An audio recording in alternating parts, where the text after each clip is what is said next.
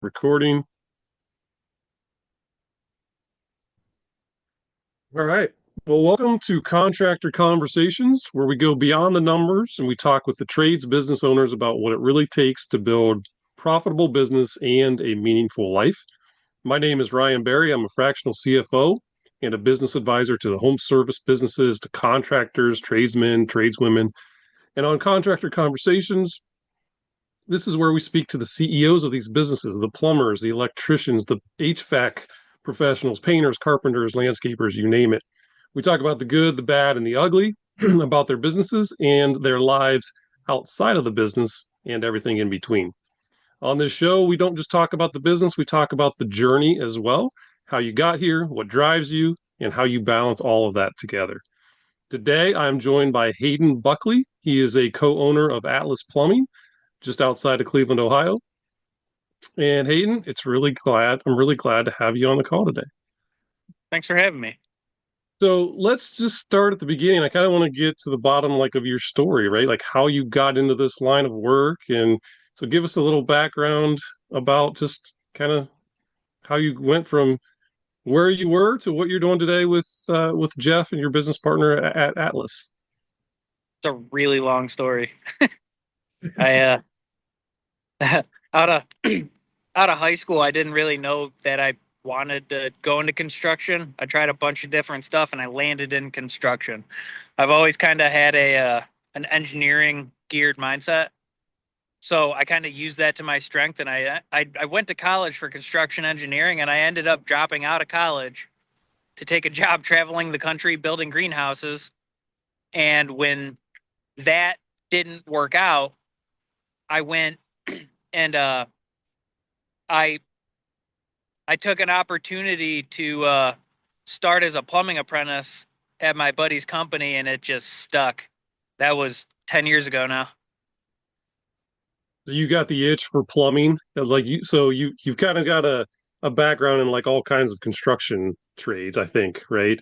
But Yeah, plumbing really kind of stuck with you. yeah, it was the one I was actually the least experienced in, and I got a job offer. I took it, and it ended up being my trade specialty. Nice, nice. What really drew you to the plumbing piece of it versus other trades? Ah, kind of the consistency. My buddy was a foreman for the company that I ended up going to work for, and the um the my carpenter friends were getting laid off. My electrician friends were getting laid off, but my friend who was a plumber wasn't. That's I kind of just took that route and ran with it. Perfect. Good stuff. So a lot of guys don't really think when they get into any kind of trade, a lot of people don't really think they're going to become a business owner. Was that ever in your back of your mind that, hey, I want to own something and do something? Never. I never thought that I would be sitting here 10 years after I'd first picked up a pipe wrench that I would own my own plumbing company. So how did you get to that realization, or how did that evolve into business ownership for you guys? Well, so me and Jeff met as a as a result of consequence, I guess. We both got into business with the same wrong people and ended up meeting each other through that. Perfect um, storm, kind of a perfect yeah, storm, right? Yeah. absolutely. And um, that actually might be why we worked out so well. We weren't friends before we became business owners together, and now he's one of my closest and dearest friends. But prior to that, I had no idea who the guy was. Funny how life takes you on these twists and turns, right? And where you ultimately end up in a situation like what you guys have is great friendship and a great partnership and a great business, a great growing business, right? It's yeah, it's it's kind of crazy how it worked out. That's But awesome. I That's yeah, good stuff. I left the field for I left the professional field for about 4 years, and I went and worked at a factory, the Ridge Tool Company. They make uh, plumbing tools in Elyria, and I still did side work on like in my off time. So I never really left the field. I just professionally left the field for a little bit because I ended up getting. It's fun. I joined plumbing because my friend wasn't getting laid off, and I ended up getting laid off. So I I took my first chance at getting another paycheck, and I stayed there for 4 years, and I quit. I quit a salary job to go into business for myself. Well, It was tough. yeah, I absolutely, absolutely. I completely understand that. Usually, the other side of that, for people like you who are willing to take risks, there's oftentimes a great reward on the other side of that. But it's hard to do. So I applaud you for taking that leap because not, I would say most people are not willing to take that kind of risk. So I great job for you guys. wasn't I wasn't gonna do it. And my wife is the one that pushed me to do it. She Yeah. told me to quit and go into business for myself. Wow, great to Because have that support. it was yeah, I've never had anything like that in my life. That's awesome. Well, good. So that's great. So that's a little bit of the backstory, how you kind of got to where you're at. Is there kind of a bigger purpose, right? Is there, do you feel like there's something bigger behind what you and Jeff are trying to build, besides just a business to provide, put food on the table for your families? Is there something more bigger behind that, a bigger purpose for you guys? Kind of a little bit. I mean, the primary focus of any business is income, right? But one of the things that drives us is that there's a lot of bad tradesmen out there. There's a lot of bad companies that rip people off. Like in a in the networking group, I had a conversation with somebody that this past Thursday that asked me why I hadn't sent him an invoice for something. I was like, I didn't fix your problem. Why would I charge Wow. you to not? Why would I charge you if I didn't fix the problem? Like it, and he Yes. was like awestruck. He's like, I've never had anybody do that to me before. I'm like, I if I'm not I'm not here to rip people off. I'm here to provide people with a service and help them to get to where they need to go. And I pride my business on that. Love that. I love on your website. I love how you guys talk about your focus being simple, which is to do the work properly, to communicate clearly with your customers, and to leave them better off than where you started with it. Like, and Hmm. I think you guys live by that. Absolutely. I mean, that's my goal by the end of every job that I do is for the homeowner or customer to feel like family.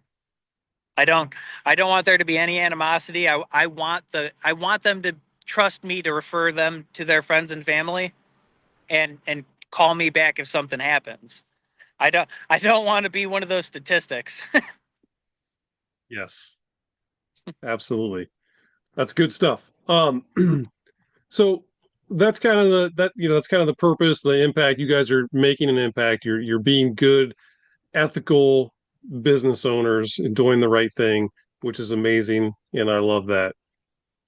Is there anything that kind of keeps you guys grounded, whether faith or mindset or something that you lean on day to day that just helps you keep with that your focus of the business, beyond the business, but helps you stay grounded, if you will.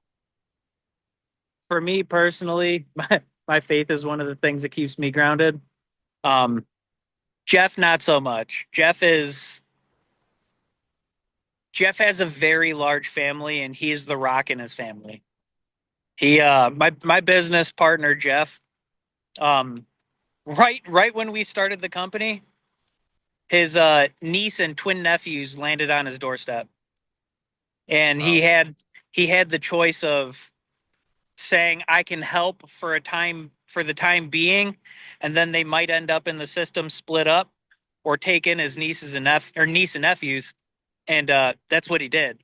So he's got an 18-year-old son, a 16-year-old stepdaughter, a 14-year-old stepdaughter, and now three little ones who are 11, 12, 12, and 11. and he's back to raising kids again, which wasn't something that he ever thought was going to happen.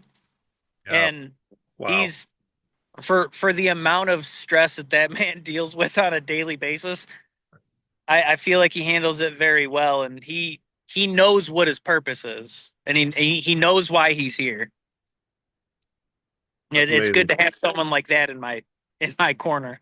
Yeah, I mean, somebody with a heart like that, right? A big heart that is, again, doing what's necessary, doing the right thing for his family, his friends, his business. That's good Mm-hmm. stuff. Well, that's great, Hayden. So let's kind of go back into the business, dig in a little bit more about the business side of things. Your setup, dude. Yeah. Sorry, what was that, Ryan? Let's dig a little bit more into the business side of things. So, like right now, what are some of the biggest challenges that you guys are having as you're starting to grow more and more? Where like, are there anything like off, like super glaring things that you're seeing? And I would say, like, for your, this is two kind of a two-part question. One is your business specifically, and maybe secondarily, just the industry as a whole, what you guys are seeing. So, industry wise, there's not enough good help, and there's there's a lot of there's a lot of hack contractors out there that will gladly take your money and leave you with a shoddy job that I'm going to have to come in and charge you to fix later. That gives people a bad taste in their mouth for people like me and what I do. And then so we that's one of the big hurdles is like there's a reason we charge what we do. Um I tell people all the time, feel free to go out and get another quote. But please, if somebody comes in at a half of my cost or less, please consider not using them. Right? Because um, there's a reason. There is definitely a reason for that. yeah, I mean we because me and Jeff are a smaller company, we try to stay market competitive, but we are a little bit on the more cost effective side versus some of the bigger companies. Um, because we don't have the amount of overhead that uh, some of the some of the companies with 15 to 20 trucks on the road have, you know? Right. But I'm not I'm not going to come in and rip your bathtub out and change your bathtub for $500. That's impossible. Right. Um, and I would be hard pressed to believe that whoever did that for that price did a good and proper job. Or did they That's even know what they were doing? Right. exactly. There's probably a bunch of Yeah. shark bites behind the wall. Right. But Right. there's outside of that, in our business in particular with Atlas Plumbing, me and Jeff understand that we are the roadblock. We we uh we don't have any employees right now, and what you see you get. I I I speak to the customers on the phone. I go and do the estimates. I I after a long day of work, I sit at home, and there's days I don't want to do anything, but I have to sit down and Sure. I have to go over paperwork and do estimates, and then keep track of all of our finances. We don't have a bookkeeper, so I'm the man of many hats in Yes. in in the company as well as Jeff. We share the workload, but it's still too much for even us to handle. And right now, it's getting out of our own way is our biggest hurdle. Well, I promise you, Hayden, you are not alone in that situation that you're in right now. It is an all too common problem, especially in the contractor world. Yeah, as you know. And there are ways to get out of that situation and still have an amazing, ethical and integrity based business where you guys do the right thing. But we can talk about that later. But yeah, it's just being aware of it, right? Like you guys Yeah, are being aware that knowing that you're the bottleneck is half the battle, and now you just have to figure out, okay, be willing to um, make those changes to step out of the roles that you guys don't want to do, right? Like maybe you guys want to be out on the jobs every day, and that's fine. And maybe that's the best place for you guys to be, or one of you to be, if that's one of you, if that's what you guys want to do. And then start thinking about the things that you don't like about the business. Start outsourcing that kind of stuff slowly, Right. very slowly, right? And train people on that, and slowly build the business that way, and it becomes less of a monster business, right? And more of a, hey, the reason we started this business because we were passionate about this. Sometimes people lose that passion because of the overwhelming amount of administrative burden. And I would be lying if I said that wasn't the case sometimes. There's yeah, and then ultimately find a way to get back to that, right? Where you're helping right. people doing the things that you're supposed to be. But again, that's great that you guys are aware of it. That's fantastic. Again, see a lot of contractors struggling with this, which is something that I help other contractors with as well. And again, we talk about that later. But what about shifting away again a little bit away from the business? Like, what about? And you mentioned your faith. What about like just health, right? Like you're like having a business, especially in the contractor space, being a plumber, it's hard on your body, right? What do you do to keep in shape or to keep healthy, whether it's diet, exercise? What kind of keeps you going in that aspect? I I try to maintain a healthy diet. I slip on it a lot. I end up getting Taco Bell more than I should. But Especially you guys are out in the field all day, every day, right? Like it's if you're not prepping meals, right, as an example, like to bring with you, it's hard, right? It's hard to maintain. really hard. But other than my diet, I try to actually hit the gym and like I work out hard at least 1 day a week. I try to hit 2 times a week just so I'm maintaining muscle strength and like what I got at bare minimum. And I participate in competitive athletics. I actually I play on a 30 and over wood bat baseball team. Oh, very cool. That's Yeah, awesome. I did not I even know that exists. I knew there were some like 20, like 22, 25-year old, but yeah you're still keeping it going. That's amazing. yeah. Actually, it's funny. Last week there was an article on Freshwater Cleveland. We rented out the historic League Park in Cleveland where Babe Ruth hit his 500th home run, and Ah, we wow. held an inter team scrimmage on the field. So the 25 and over team, 30 and over team, and 40 and over team, we pretty much played sandlot baseball. It Oh, was a that's lot of great. fun. Hmm. That's amazing. Hey, what's your position? What's your main? I What am a pitcher. are you? Yeah, I hurt myself a few years ago doing it, but I'm still doing it because I'm boneheaded. Yeah. Um, I had Tommy John surgery 2024, I think. Yeah. So just a And couple of years ago, and you're still pitching. yeah, I don't I blew out my elbow throwing a curveball. I hung my elbow a little too low and I ended up needing surgery as a result, but Ooh, I can still throw. I can't do what I used to, yeah. but I still I'm a I like to consider myself a utility player. I'm not afraid to play any position. Um You're right. What are you hitting on the radar with your fastball these days at over 30 years old? before surgery, I was throwing mid 80s to low 90s, Wow. Okay. and post surgery, I'm mid 70s to low 80s. So I lost about 15 miles an hour off my fastball. That's all right. You're still doing it. You're still out there. I'm trying. It's me. And plus, like, you have a physical job too. I mean, you guys are moving around Mhm. heavy items, heavy equipment, right? Well, toilets and tubs and sinks or whatever. Like that's a physical job. And then trying to exercise on top of it and stay active with things like the baseball team. Good for you. I think that's a huge. Really, really hard to do with a small with a young family, but I try. Right. So you have a little one at home, correct? hmm I have a little one at home and another little one on the way. Oh, congratulations. Thank you.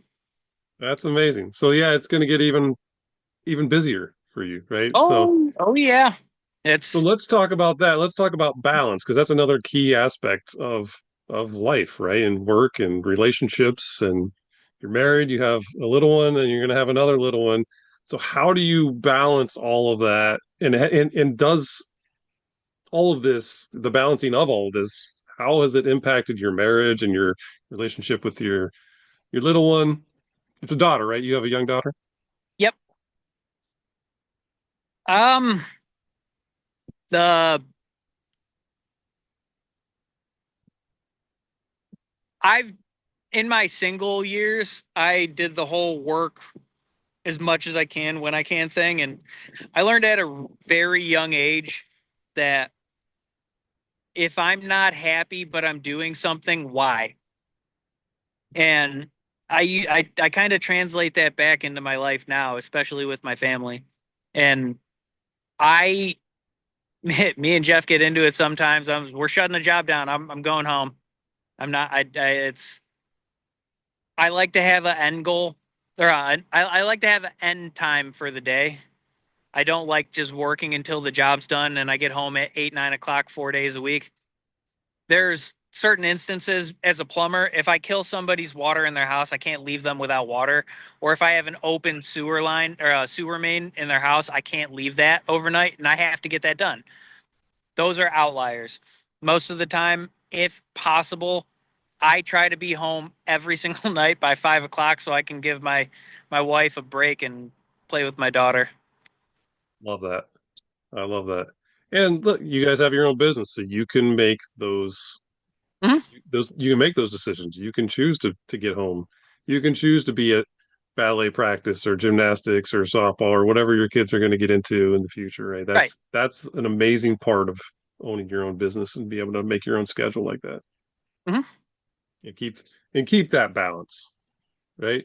What would you say out of all this balance of, business, your health, your relationships, your purpose? Is there any one that is like you'd say has been the hardest out of all of those to manage? I think I could probably guess, but because My it's home usually the life one is, we all put on the back burner, which is our health, which is not a yeah. great thing. No, it's not. And lately it's been suffering more than more than traditionally it has, but yeah, life's been real hectic with we had a really slow winter and business has been starting to pick up, so we're just not saying no to anybody right now. It's been really rough. I don't have time to sit down and breathe sometimes. Right. That's the nature of an entrepreneur. Too many entrepreneurs, Yeah. but again, there are ways to help alleviate that, which I know you guys will get there. You're figuring it I all out hope right so. now, which is great. So let's do this. Let's do a couple rapid fire questions where just like what comes right off the top of your head, okay? A few of Okay. these questions. What would you say is the biggest mistake that you have made in business? Or partnership. Right. What is the best decision you've ever made in business for your business? The best decision I've ever made in business overall is sticking to my morals. I'm not Love it. afraid to walk away. I'm not afraid to walk away from a job if I get a bad vibe from the customer, if things aren't going well, I'm not afraid to walk away and I will stand on my morals before I sell out for anything. Good for you. Good for you, man. That's a great answer. What is one number you think every contractor should know?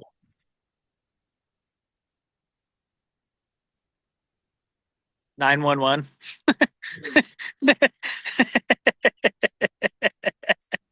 I love it. I'll I've had take a it. couple of those moments. uh, What is one piece of advice that you would give to someone who's just starting out? Think about yourself several Weather years the ago. storm. It's gonna get Weather. hard. It is absolutely going to get hard and you're going to feel like a failure a lot. That doesn't mean you are. Early in business, things are kind of rocky and it feels like you're not getting anywhere. There's light at the end of the tunnel, and I promise if you hold true, you'll see the daylight on the other side. Sometimes it's rough getting there, but hold Yes, out. yes, it can be. And one more. What does success mean to you today? Today, success means it. I don't look at success as a financial means. I look at success as what are what's the state of my household at home. If everything around me is falling apart, but my business is making $1 million a year, what am I doing it for? Yeah. So I really lean hard into family because if uh if I if I don't, I have nothing to work for. Love it, man. Love it. Well, Hayden, I appreciate you sharing all of this. I do think that there's tremendous value of hearing the full picture of contractors like yourself, not just the business side. Obviously, we talked a lot about Hold on, business, Eddie, but 1 second. we talked a lot about business, but we learned a lot about Hayden, the person, as well. Where can people find out more about you, get in contact with you? What's the best way that you want people to be able to reach out to you for your plumbing services? Uh, you swapped over to my truck. Give me 1 second. Oh, More. Oh, can you hear me? I can hear you just fine. Yep. Oh, Can you hear me? okay, kind of. Uh-oh. I don't know what happened. It got real quiet, but you can find we have a website. It's atlasplumbingoh.com, and that's where you can find out a little bit more about us, what our services are, what our service area is. We do everything from residential to light commercial. Unfortunately, it's just me and my business partner Jeff, so we can't tackle apartment buildings and full developments by ourselves. But we're not afraid to. I'm not afraid to stand out in a yard in the winter and dig up a yard. That stuff like that. I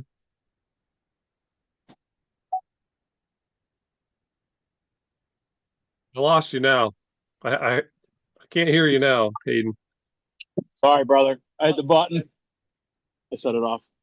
Can you hear me now? I can hear you now. No. Hold on. Well, I might hear Eddie. You do hear Eddie. Oh goodness. What did I do? Can't go. All right, there we go. Yeah, that's Um, good.